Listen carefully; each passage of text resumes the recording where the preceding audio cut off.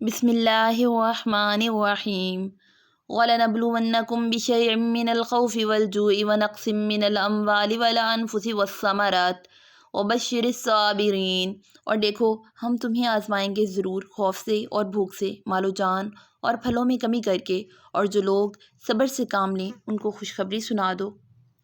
الذین اذا اصابتهم مصیبۃ قالوا ان للہ وانا الیہ راجعون۔ یہ وہ لوگ ہیں کہ جب ان کو کوئی مصیبت پہنچتی ہے تو یہ کہتے ہیں کہ ہم سب اللہ ہی کے ہیں اور ہم کو اللہ ہی کی طرف لوٹ کر جانا ہے۔ اس فکرے میں پہلے تو اس حقیقت کا اظہار ہے کہ چونکہ ہم سب اللہ کی ملکیت میں ہیں اس لیے اسے ہمارے بارے میں ہر فیصلہ کرنے کا اختیار ہے، اور چونکہ ہم اس کے ہیں اور کوئی بھی اپنی چیز کا برا نہیں چاہتا اس لیے ہمارے بارے میں اس کا ہر فیصلہ خود ہماری مصلحت میں ہوگا، چاہے فی الحال ہمیں وہ مصلحت سمجھ میں نہ آ رہی ہو۔ دوسری طرف اس حقیقت کا اظہار ہے کہ ایک دن ہمیں بھی اللہ تعالیٰ کے پاس اسی جگہ جانا ہے جہاں ہمارا کوئی عزیز یا دوست گیا ہے، لہٰذا یہ جدائی عارضی ہے، ہمیشہ کے لیے نہیں ہے، اور جب ہم اس کے پاس لوٹ کر جائیں گے تو ہمیں اس صدمے یا تکلیف پر انشاءاللہ ثواب بھی ملنا ہے، اور جب یہ اعتقاد دل میں ہو تو اسی کا نام صبر ہے، خواہ اس کے ساتھ ساتھ بے اختیار آنسو بھی نکل رہے ہوں۔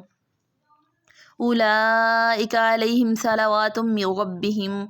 ورحمہ وَأُولَئِكَ هُمُ الْمُهْتَدُونَ۔ یہ وہ لوگ ہیں جن پر اللہ کے پروردگار کی طرف سے کوئی خصوصی عنایتیں ہیں اور رحمت ہے، اور یہی لوگ ہیں جو ہدایت پر ہیں۔